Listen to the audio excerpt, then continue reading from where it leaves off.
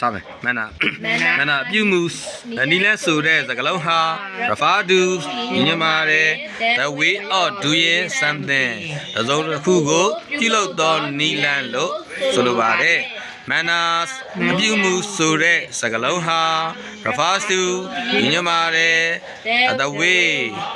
a person behaves လူတယောက်ပြုမှုပုံကိုညညမာတဲ့ in society လူဖွဲ့စည်းမှာလူတယောက်ပြုမှုပုံကိုညညမာတဲ့ thus ဒါကြောင့် manners အပြုမှုတွေဟာ can be good or bad ကောင်းမွန်နိုင်တယ်သို့မဟုတ်ဆိုးဝါးနိုင်ပါတယ် polite or impolite ရင်းနိုင်တယ်သို့မဟုတ်ရိုင်းပြနိုင်ပါတယ် for example ဥပမာအားဖြင့် in our Myanmar culture and society ကျွန်တော်တို့ရဲ့မြန်မာယဉ်ကျေးမှုနဲ့လူဖွဲ့စည်းမှာ a meal choice အစာစားစနေချိန်မှာ is bad manners ဆိုဝါသောအပြုမှုဖြစ်ပါတယ် for a junior အသက်ငယ်သူတစ်ယောက်က to start reading စစားရဟာရိုင်းဆိုဝါသောအပြုမှုဖြစ်ပါတယ် before a senior does အသက်ကြီးသူတစ်ယောက်ကစမစားခင်မှာအသက်ငယ်သူတစ်ယောက်ကစစားရဟာဆိုဝါတဲ့အပြုမှုဖြစ်ပါတယ် it is always polite အမြဲတမ်းယဉ်ကျေးရာရောက်ပါတယ် for a junior အသက်ငယ်သူတစ်ယောက်က to listen နားထောင်တာဟာ with hands folded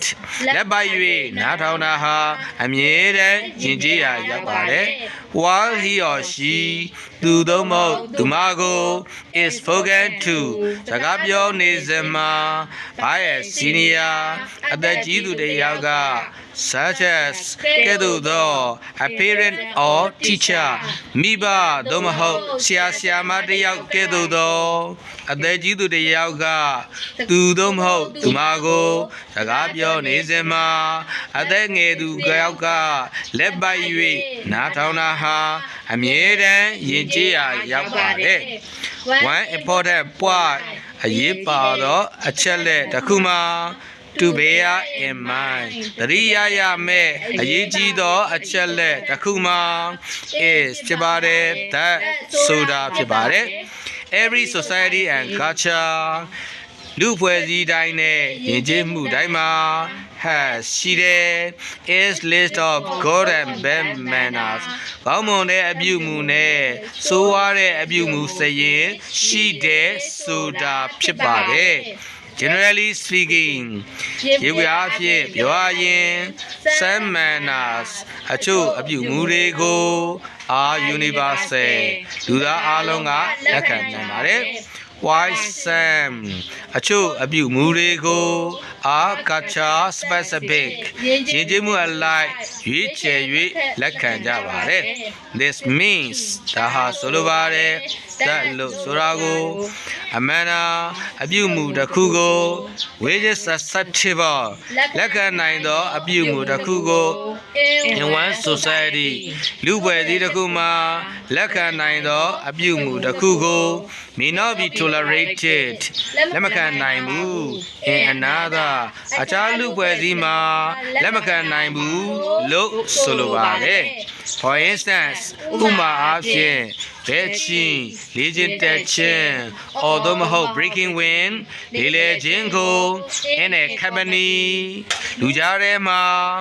လေ့ကျင့်တက်ခြင်းသို့မဟုတ်လေလေခြင်းကို may be quite acceptable အတန်အသင့်လက်ခံနိုင်ပါတယ် in one society လူဖွဲ့စည်းတစ်ခုမှာအတန်အသင့်လက်ခံနိုင်ပါတယ် but not tolerated ဒါပေမဲ့လက်မခံနိုင်ပါဘူး in another အခြားလူဖွဲ့စည်းမှာလက်မခံနိုင်ပါဘူးဒါကိုပြန်ဖတ်တဲ့အခါမှာစကားလုံးတိုင်းတော်တော်များများကိုပေါ့ကွာစကားလုံးအလုံးနှိပါကိုအသေးစိတ်ဘာသာပြန်သွားဖို့လိုတယ်အဲ့ဒါအသေးစိတ်ဘာသာပြန်သွားရင်သူတည်းမှာပါတယ်ကိုမသိတဲ့ meaning တွေတီးတန့်ကြက်ပြီးသားဖြစ်တော့တီးတန့်ကြက်ဆရာမလိုတော့ဒီ meaning တွေရခြင်းအပြင်ကျောင်းသားအများစုကြောက်တဲ့အဲ့ဒီ initial letter ကိုတော်တော်များများဖြေနိုင်လိမ့်မယ်ရေပွဲအဖြစ်တော့10လုံးသို့မဟုတ်9လုံးလောက်ထိရပါလိမ့်မယ်နော်10လုံးထိရတော့မရဘူးကျန်တဲ့တစ်လုံးကသူကပုံနှိပ်စာ